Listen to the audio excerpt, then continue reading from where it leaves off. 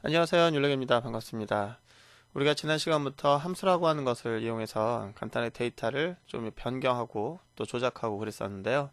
다시 한번 함수라고 하는 것을 사용하는 그런 필요성 또는 그 장점을 간단하게 얘기하도록 할게요. 여러분들은 그 데이터라고 하는 것이 격자형으로 되어 있죠. 그 데이터베이스에는 우리가 생각하고 있는 데이터가 어떤 구조적인 틀 안에 그 격자형으로 들어가 있는데 이렇게 격자형으로 들어갔다라고 하는 것은 우리 개념상에 그렇다는 얘기입니다. 실제로 데이터베이스를 운영하는 그런 그 관리 시스템은 이 데이터를 어떻게 나눠서 어떻게 분리해서 어떻게 저장하는지 우리가 관심 가질 필요 없어요. 어쨌든 간에 우리는 그런 격자 형태에 해당되는 그런 데이터를 달라고 할 때요. 로우를 필터링해서 달라고 하거나 그 웨어저를 이용해서 또는 컬럼명을 지정을 해서 내가 어떤 컬럼을 달라고 하거나 그런 식으로 데이터를 뽑아볼 수 있거든요. 그런데 함수라고 하는 것을 전혀 쓰지 않고 내가 만약 그냥 쿼리를 한다고 하면 이 지금 보는 것처럼 컬럼만 또는 로우만 필터링 할 수 있을 뿐 우리 좀 더 데이터를 좀 더 다양한 방법으로 뽑아낼 수가 없게 되거든요. 무슨 소리냐면은 자 우리가 지금까지 그 다룬 데이터의 그 표현 방법 만약 함수 쓰지 않는다고 하면은 이 데이터는 셀에 담겨져 있는 그 내용 그대로 그냥 로우하게 갖다 쓸 수밖에 없어요. 그런데 만약 이런 형태의 질문이 들어온다고 하면 어떻게 될까요? 이름은 몇 자인가요? 그래요. 이름은 내가 뽑아볼 수 있지만 이름이 몇 자인지는 뽑아보려면 어쩌면 그 프로그래밍이라고 하는 그 로직, 절차적인 언어들이 있잖아요. 뭐 자바라든지 C++ 이런 언어를 통해서 이 글자가 몇 자인지를 또 뽑아내야 될 거예요. 만약에 이제 성을 제외하고 이름만 어떻게 되는지 뽑아보고 싶다라고 할 경우에 우리가 결국은 절차적인 언어를 통해서 그 이름에서 성을 날려먹고 이름만 뽑는 그런 작업을 해야 될 겁니다. 또는 이름이 외자인 경우는 뒤에다 자를 붙여라. 그래요. 뭐 박철, 자 이렇게 붙여야 될 텐데 외자인지를 또 조건 검사한 다음에 그 외자일 경우에는 자를 붙이는 작업을 절차적인 언어, 자바라든지 C++, C# 이런 언어를 통해서 여러분들이 조작을 해야 될 거예요. 지금 보는 것처럼 우리는 이름이라고 하는 값이 필요합니다. 이름이라는 값이 필요해서 뽑아볼 수는 있어요. 자, 그런데 뽑은 것에다가 부가적으로 뭔가 작업을 해야 될 것들이 있었는데 그런 작업을 쉽게 도와줄 수 있도록 하기 위해서 이 데이터 지금 현재 우리가 어떤 데이터가 있어요? 문자열이 있고 숫자가 있고 날짜가 있잖아요. 그런 기본적인 숫자, 문자, 날짜 이런 것들을 이렇게 좀 더 디테일하게 여러분들이 원하는 절차적인 랭귀지를 거치지 않고 값을 뽑아줄 수 있는 그런 역할을 하는 게 이제 함수라는 게 있다 이거죠. 그래서 우리는 그 함수를 지금 다루고 있는데요. 첫 번째 우리가 가장 많이 사용하는 데이터는 문자열이니까 그 문자를 이용해서 이렇게 여러 가지 업무적인 내용들을 뽑아볼 수 있는 그런 함수를 다뤄보고 있습니다. 자, 영문 이름인 경우에는 첫 글자에 소문자로 바꿔라. 뭐 대문자일 경우 소문자 다 바꿔서 표현할 수 있도록 해라. 뭐 이런 건데요. 이런 것들을 다 함수가 제공하고 있다면 여러분들은 굳이 절차적인 언어를 통해서 데이터를 변환하거나 조작하거나 그럴 필요 없다. 이런 얘기입니다. 그럼 함수란 녀석은 좋은 녀석이잖아요. 여기다 함수라고 하는 거 그냥 로우하게 뽑아보는 게 아니라 뽑은 녀석을 함수를 통해서 뽑아보게 되면은 이런 녀석을 우리가 구할 수 있다는 겁니다. 그래서 여러분들이 함수라고 하는 녀석이 어떤 게 있는지 그리고 그 함수 우리가 사용해서 이런 정보를 뽑아야 될 경우에는 여러분들 함수를 적절하게 쓸 수 있는 그런 능력이 있어야 되겠죠. 지난번까지 우리가 함수를 다뤄본 내용이 있었는데 이번에는 그 몇 가지 안 되는 내용들을 간단하게 정리하고 문자에 관련된 함수를 끝내도록 하겠습니다. 일단 그 패딩 함수가 있어요. 조금 전에 우리가 거기 보시면은 외자인 경우에는 자자를 붙여라 라고 돼 있죠. 그렇죠. 외자인 경우에는 그러니까 두 글자일 경우에는 자를 붙여라 라고 돼 있는데 이 패딩이라는 녀석이 그런 걸 가능하게 해줘요. 내가 값을 만약에 테이블에서 어떤 컬럼을 뽑았다고 합시다. 그 컬럼 뽑았는데 걔가 다섯 자가 안 되는 거예요. 그러면 다섯 자가 안 되면 다섯 자를 채우는 거예요. 대신 다섯 자를 채워서 묵시적으로 어떤 문자를 그 빈 공간을 채우거나 아니면 내가 지정할 수도 있습니다. 자, 여기는 이제 이거예요. 그 헬로라고 하는 녀석은 충분히 다섯 자니까 사실은 이 다섯 자로 빼곡하게 채워서 나갈 거예요. 그런데 만약에 10글자라고 하는 길을 줬다고 합시다. 그러면 이 헬로라고 하는 값은 10개의 길을 가져야 되는 거예요. 그런데 10개의 길을 갖지 못하니까 빈 공백이 생기겠죠. 그렇죠. 5개의 빈 공백이 생길 거예요. 여긴 생기지 않죠. 왜? 5글자니까. 하나, 둘, 셋, 넷, 5개. 얘는 5개로 출력해 달라는 거예요. 5개의 너비를 갖는 형태로 출력해. 꼭 너비를 가져야 된다는 거예요. 그런데 5개를 넘지 5개에서 모자라지 않으니까 0으로 채워지는 것도 없는데요. 자, 이 같은 경우는 10개의 너비로 헬로를 출력해라. 근데 5자밖에 안 되니까 나머지 5개는 0으로 채워라. 그렇게 되는 거거든요. 자, 이렇게 보면은 얘는 L 쪽에 채워요, 0을. 얘가 10개를 갖는데 10개가 이렇게 되는 거죠. 이렇게. 그래서 왼쪽에 00000 00000 헬로 이렇게 나오는 거고요. 어떻게 보면 얘는 우측 정렬이라고 말할 수 있겠죠. 10개의 공간에 우측으로 정렬해서 왼쪽은 0으로 채워서 그렇게 출력하라고 하는 거니까.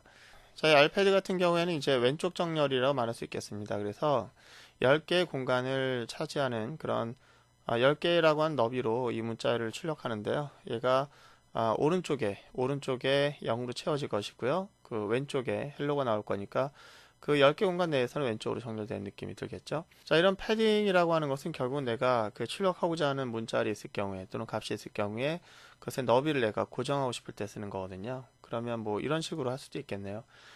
이름이 그 세자가 안 되는 경우에 오른쪽 밑에 언더바를 채우시오. 뭐 그렇게 할 수도 있을 것 같아요. 일단은 별로 효율적이지 않은 예제라고 말할 수 있겠는데요. 간단하게 이것을 한번 사용해 보도록 하겠습니다. 자, 알패드를 사용하기 위해서요. 우리가 셀렉트 문자 하나 쓰도록 하겠습니다. 셀렉트 그 다음에 별표 from 멤버즈. 그런데 이제 네임만 한번 출력해 볼까요? 네임 출력해 보면은 자, 이름이 2글자도 있고 3글자도 있죠. 그래서 우리가 만약에 3글자가 안 되는 사람들, 2글자의 이름을 갖고 있는 사람들은 오른쪽에다가 어떤 문자로 대신 이제 패딩을 주겠다라고 할 경우에는 오른쪽에 패딩을 주는 거니까 알패드라고 줘야겠죠.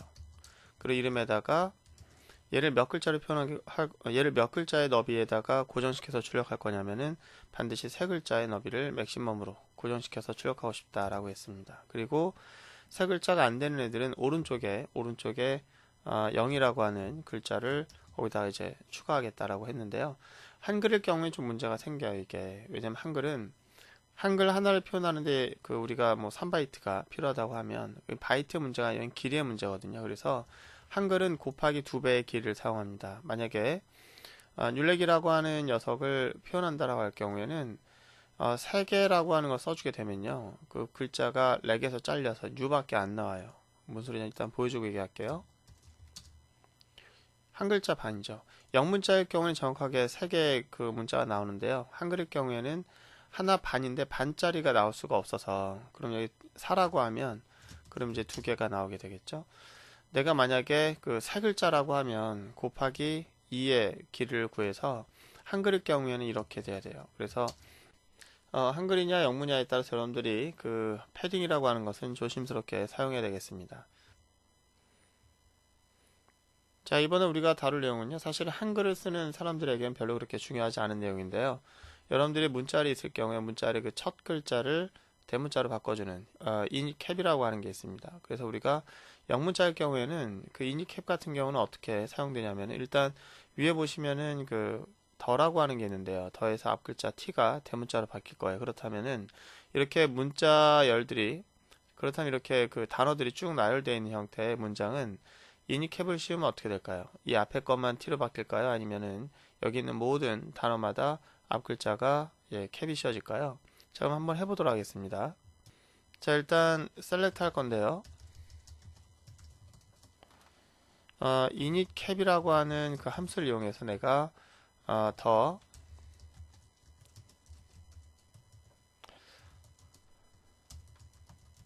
자, 이렇게 해서 내가 이제 문장을 좀 길게 썼어요. 그래서 이걸 실행하게 되면은 그 결과는 어떻게 나올까요? 자, 보시는 것처럼 모든 단어의 첫 글자가 다 캡이 씌워집니다. 그래서 여러분들이 그렇구나. 그렇다면 이건 어떻게 될까요? 중간에 제가 한글을 씌웠어요. 한글을 여기다가 자, 그렇다면 이 상황에서는 어떻게 될까요? 대문자로 들어가는 것이 여러분들이 생각하는 거 같은지 모르겠네요. 보시면 아시겠지만 이 한글 다음에 해당되는 것들도 대문자가 돼요. OK 다음에 H가 대문자 된 거 볼 수 있죠. 그러니까 여러분들이 이 이니캡을 쓸 때는 여러분 조심해서 쓰셔야 되는데요. 별로 그렇게 효용성이 많은지는 전 잘 모르겠습니다. 어쨌든 이런 함수가 있다는 것을 여러분들에게 간단하게 소개했고요.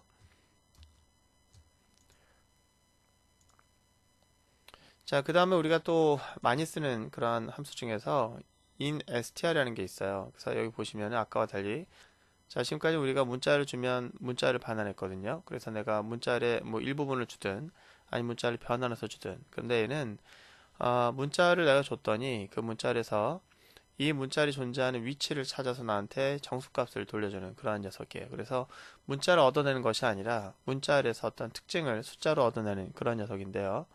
그런 함수들이 몇 가지가 있습니다. 일단 이 nstr은 내가 이 문자에서 to라고 하는 문자열이 그 안에 있는지 알아내는 함수예요. 그래서 만약에 문자열 안에 이런 문자열이 존재한다면 그 문자열이 존재하는 위치를 반환해 주거든요. 그래서 얘는 어떻게 될까요? 근데 to가 두 개가 있네요. to가 여기도 있고 여기도 있고. 그럴 경우 우리가 이 문자열 내에서 이 to가 위치하는 위치 정보를 얻어내고 싶을 때 이걸 얻고 싶을지 이거 얻고 싶을지 아니면 둘 다 얻을지 우리가 다 쉽게 사용할 수 있도록 이 nstr 함수가 그런 기능을 제공하고 있습니다. 한번 간단하게 사용해 볼 건데요.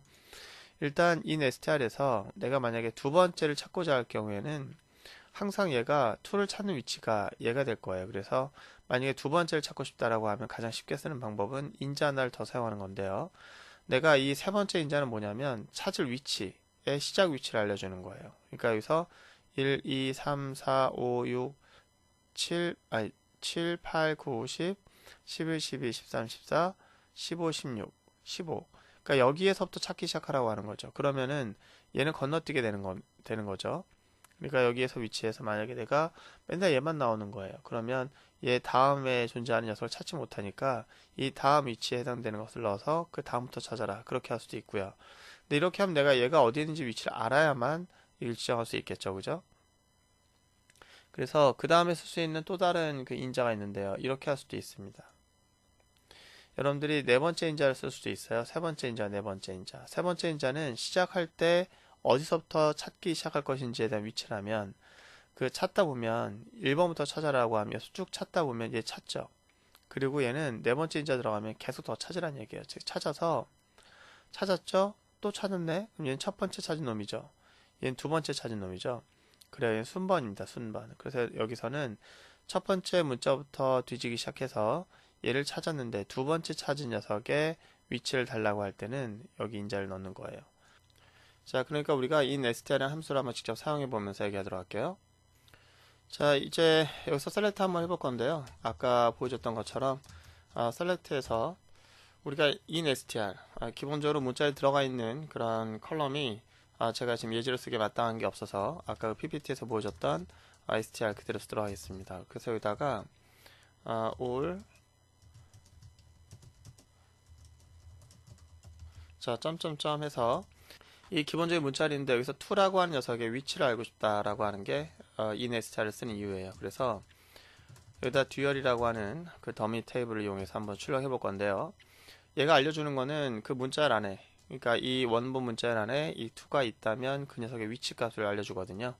기본적으로 찾게 되는 위치는 여기서부터 계속 찾기 시작해요. 그래서 그 녀석 위치를 알려주게 되는데요. 기본적으로 1, 2, 3, 4, 5, 6, 7, 8, 9, 10, 11, 12 10이라고 한 숫자를 반환해 줄 것 같습니다. 13이네요. 잘못 셌나봐요. 어쨌든 이 13이라고 한 숫자 얘가 제 위치하는 그 위치를 알려주는데요. 이가 1이 되겠고요. 1, 2, 3, 4, 5, 6, 7, 8, 9, 10, 11, 12, 13. 맞네요. 13이. 자, 그런데 이렇게 아무리 우리가 해봤자 이 두 번째 2는 검사하지 않는다 그랬죠. 그래서 우리가 세 번째 인자를 쓸 수가 있어요.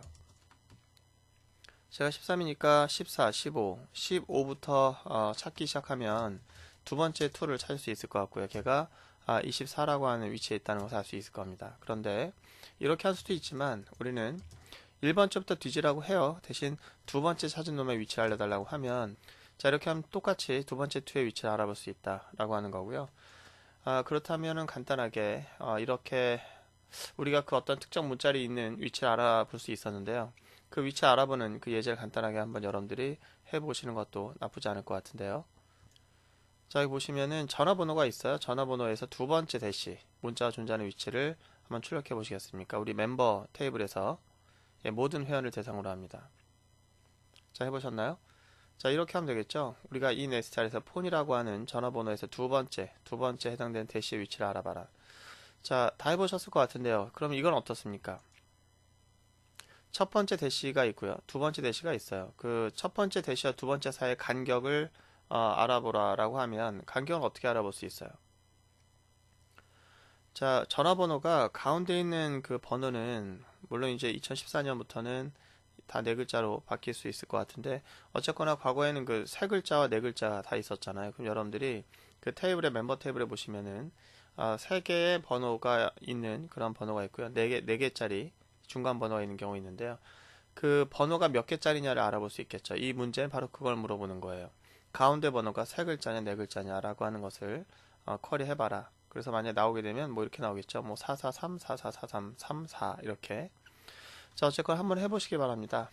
한번 여기에 이 nest이라고 하는 걸 이용해서 첫 번째 위치와 두 번째 위치를 구해서 둘 사이의 간격을 빼거나 뭐 그렇게 하면 되겠죠.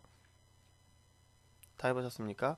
아마 이렇게 했을 것 같아요. 뭐 어렵지 않을 것 같아요. 두 번째 위치에서 첫 번째 위치를 뺍니다. 그랬더니 아마 4443이 아니라 5554 이렇게 나올 거예요. 왜 그런지는 위치를 빼면 그 가운데 번호의 길이가 나오는 건 아니잖아요. 그래서 마이너스 1로 보정을 해주게 되면 그렇게 나왔을 겁니다. 한번 해보시면 알 것 같고요. 자, 그럼 이렇게 할까요? 지금 저희가 다 구했어요. 뭘 다 구했냐면 가운데 번호라고 하는 게 세 글자인지 네 글자인지를 알아보기 위해서 여러분들 이걸 했잖아요. 그럼 가운데 번호의 길이를 알 수 있었던 거잖아요. 그러면 첫 번째 대시 다음 문자부터 첫 번째 대시 위치 다음 문자부터 이 길이만큼을 서브스트링 하면 가운데 번호 나오거든요. 그래서 그 첫 번째와 그 두 번째 사이의 국번을 출력하는 그런 코드 작성하시오라고 하면 조금 복잡하게 느낄지 모르겠지만 충분히 구할 수 있을 거라고 생각됩니다. 한번 도전해 보시고요. 그게 좀 함수를 여러분들 지금 쓰면서 함수가 좀 여러 가지의 함수가 같이 사용될 수도 있다라는 것을 여러분 생각해 보시기 바랍니다. 자, 한번 해볼까요? 자, 일단 첫 번째와 두 번째 사이의 그 길이다라고 할 경우에 우리가 9번이라고 하는 건 간단하죠. 서브 str이라고 하는 함수를 이용해서 폰이라고 하는 번호를 이용해서 첫 번째는 뭐 010 다시 무조건 이건 기본이니까 모르긴 해도 다섯 번째 글자부터 네 개만 꺼내게 되면 어떻게 될까요? 아이고, 듀얼에서 하면 안 되겠죠? 자, 멤버즈라고 하는 자, 이렇게 하면 어떻게 될까요? 1, 2, 3, 5, 1, 2, 3, 5. 얘 같은 경우에는 3개짜리이기 때문에 대시가 같이 나왔네. 그래서 이 부분 좀 가변적이다라는 느낌이 들 수 있겠죠. 그래서 이 번호를 어떻게 할까요? 예, 조금 아까 작성했던 코드에서 이 nest를 이용해서 두 번째 위치와 첫 번째 위치를 빼는 그런 간격을 통해서 이게 3이 될 수도 있고 4가 될 수도 있도록 해야 되겠죠. 자, 그럼 이 nest를 한번 써볼까요? 이렇게 함수는 자, 이건데요. 함수는 이렇게 중첩될 수 있다는 거 여러분들 꼭 기억하시기 바라고요. 여기서는 폰에서 첫 번째부터 뒤져서 두 번째 위치의 값을 얻어야겠고요. 여기서는 어떻게 되죠? 폰에서 첫 번째 위치부터 뒤지기 시작해서 첫 번째로 발견된 그 녀석 위치를 얻어내야 되겠죠. 거기다 1을 빼줘야만 간격이 나올 것 같고요. 자, 그런데 이 첫 번째 위치에서부터 뒤져서 뭘 찾고 싶은 거예요. 자, 여기서 대시가 빠졌죠.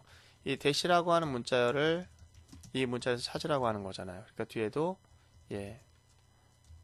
대시라고 쓰고 이렇게 되겠죠. 자, 한번 실행해 보면 이렇게 되겠죠. 1, 2, 3, 5, 1, 2, 3, 5, 4, 3, 5, 1, 2, 3, 5 이렇게 해서 국번이 정상적으로 뽑혀져 나온 걸 볼 수 있습니다. 자, 이번에 그 문자열과 관련된 함수가 이제 몇 개 안 남았는데요. 우리가 또 많이 쓰는 것 중에 하나가 있습니다. 문자열의 길이를 얻어내는 함수인데요. length라고 하는 함수가 이 문자열의 길이를 얻어다 줘요. 그래서 where we야 하면은 몇 개가 나올지 이제 세보시면은 그 길이를 알려주고요. 그 다음에 이제 문자열의 길이를 얻어낼 때 여러분들이 그 길이를 얻어낸다라고 할 경우에 또 중첩할 수 있다는 거 아시잖아요. 뭐 다루진 않겠지만 어쨌든 우리가 그 폰이라고 하는 것의 길이를 얻어낼 수 있다고 하면 또 중첩해서 만약에 뭐 이걸 뺀 전화번호의 길이를 얻어낸다거나 또는 이걸 뺀 전화번호를 써야 한다거나 자, 그럴 경우에는 리플레이스를 통해서 이거를 빈문자를 바꿔서 얻어내거나 또는 길이가 필요하다면 length라고 하는 것을 중첩해서 여러분들이 원하는 그 길이를 얻어낼 수가 있습니다. 우리가 때로는 이제 이런 게 있어요. 문자를 가지고 또는 아스키 값을 얻어낸다거나 또는 코드 값 가지고 다시 문자를 얻어내는 경우도 있는데요. 자, 다음 시간에는요, 그 다른 데이터형, 바로 숫자라든지 날짜라든지 이런 다른 데이터형을 이용하는 그런 함수들에 대해서 알아보도록 하겠습니다. 고생 많으셨습니다.